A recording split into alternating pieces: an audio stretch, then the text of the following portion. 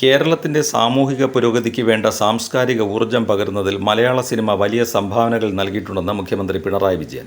സംസ്ഥാന സർക്കാരിന്റെ ചലച്ചിത്ര നയരൂപീകരണത്തിന്റെ ഭാഗമായുള്ള ദ്വിദിന കോൺക്ലേവ് ഉദ്ഘാടനം ചെയ്യുകയായിരുന്നു മുഖ്യമന്ത്രി.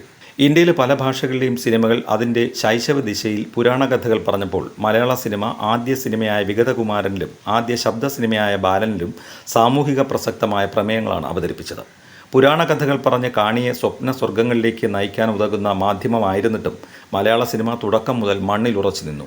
സ്വാധീനശക്തി കൂടിയ ബഹുജന മാധ്യമം എന്ന നിലയ്ക്ക് ഒരു പ്രബുദ്ധ കേരളം പടുത്തുയർത്തുന്നതിൽ സിനിമയ്ക്ക് നിർണായക പങ്ക് വഹിക്കാനുണ്ടായിരുന്നുവെന്നും മുഖ്യമന്ത്രി ചൂണ്ടിക്കാട്ടി. ഇന്ത്യയിൽ ആദ്യമായി ഇത്രയും വിശാലമായ ചലച്ചിത്ര നയം രൂപീകരിക്കുന്നത് കേരളത്തിലാണെന്ന് ഉദ്ഘാടന ചടങ്ങിന് അധ്യക്ഷത വഹിച്ച മന്ത്രി സജി ചെറിയാൻ പറഞ്ഞു. ഈ കോൺക്ലേവ് സിനിമാ നയമാറ്റത്തിലെ നിർണായക ചുവടുവയ്പ്പാണ്. സമഗ്രമായ ചലച്ചിത്ര നയം രൂപീകരിക്കാനുള്ള പ്രാരംഭ ഘട്ടമാണിത്.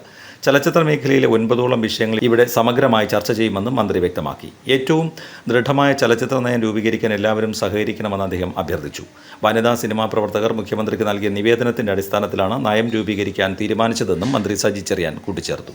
അതേസമയം വിവാദ ചിത്രമായ കേരള സ്റ്റോറിക്ക് ദേശീയ അവാർഡ് നൽകിയതിനെ മുഖ്യമന്ത്രി പിണറായി വിജയൻ ഉദ്ഘാടന പ്രസംഗത്തിൽ രൂക്ഷമായി വിമർശിച്ചു. മലയാള സിനിമയുടെ ചരിത്രപരമായ മഹത്വത്തെക്കുറിച്ച് ഓർക്കുന്ന വേളയിൽ ഈ മഹത്വത്തെ ഇടിച്ചു തകർക്കാൻ ചിലർ ശ്രമിക്കുന്നതായി മുഖ്യമന്ത്രി പറഞ്ഞു.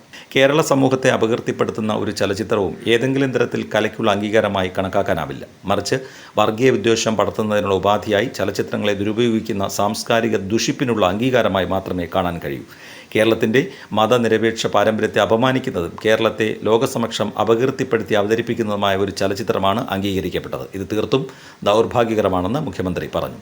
ദേശീയ അവാർഡിന് അർഹമായ ഈ ചിത്രം വ്യാജ നിർമ്മിതികൾ കൊണ്ട് കേരളത്തെ മോശമായി ചിത്രീകരിക്കുകയാണ് ചെയ്യുന്നത്.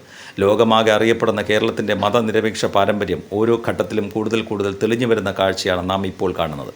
അങ്ങനെ ഒരു ഘട്ടത്തിലാണ് അതിനെ വക്രീകരിച്ച് അവതരിപ്പിക്കുകയും പരസ്പര സ്പർദ്ധ വളർത്താനായി ഉപയോഗിക്കുകയും ചെയ്യുന്നത്. ഇത്തരം പ്രവണതകൾ തീർച്ചയായും ചലച്ചിത്ര ഇടങ്ങളിൽ ചർച്ച ചെയ്യപ്പെടണം, പിണറായി വിജയൻ പറഞ്ഞു. കേരളത്തിൽ നിന്നുള്ള ശ്രേഷ്ഠരായ ചില കലാകാരന്മാരും കലാകാരികളും ദേശീയ അവാർഡുകളിലൂടെ അംഗീകരിക്കപ്പെട്ടു എന്നത് സന്തോഷം നൽകുന്ന കാര്യമാണെന്നും മുഖ്യമന്ത്രി പറഞ്ഞു. ചലച്ചിത്ര രംഗത്തെ സംഘടനകളെക്കുറിച്ചും തൻ്റെ പ്രഭാഷണത്തിൽ പിണറായി വിജയൻ സൂചിപ്പിച്ചു. സംഘടനകളിൽ നേതൃതല മത്സരങ്ങൾ ഉണ്ടാകുമ്പോൾ ഈഗോ മാറ്റിവെച്ച് പ്രശ്നങ്ങളുടെ പരിഹാരത്തിനായി എല്ലാവരും ഒരുമിച്ച് പ്രവർത്തിക്കേണ്ടതുണ്ടെന്നും പിണറായി വിജയൻ ഓർമ്മിപ്പിച്ചു. മോഹൻലാൽ, സുഹാസിനി എന്നിവർ മുഖ്യാതിഥികളായി. 600 പ്രതിനിധികളാണ് കോൺക്ലേവിൽ പങ്കെടുക്കുന്നത്. ജർമ്മനി, ഇംഗ്ലണ്ട്, പോളണ്ട്, ശ്രീലങ്ക തുടങ്ങിയ രാജ്യങ്ങളിൽ നിന്നുള്ള ചലച്ചിത്ര പ്രവർത്തകരുമെത്തി. സിനിമാ നയരൂപീകരണ സമിതിയുടെ ചെയർമാനായിരുന്ന ഷാജിയൻ കരുൺ തയ്യാറാക്കിയിരുന്ന കരട് റിപ്പോർട്ട് കോൺക്ലേവിൽ അവതരിപ്പിക്കും. വിവിധ വിഷയങ്ങളിൽ പാനൽ ചർച്ച നടത്തും. ആദ്യ ദിനം 5ഉം രണ്ടാം ദിനത്തിൽ 4ഉം പാനൽ ചർച്ചകൾ നടക്കും. 2 ദിവസം വൈകിട്ട് ഓപ്പൺ ഫോറം ഉണ്ടാവും. ചർച്ചയിൽ വരുന്ന ആശയങ്ങൾ കൂടി പരിഗണിച്ച് സിനിമാ നയത്തിന് അന്തിമ രൂപം നൽകും. ഞായർ വൈകിട്ട് സമാപന സമ്മേളനം അടൂർ ഗോപാലകൃഷ്ണൻ ഉദ്ഘാടനം ചെയ്യും.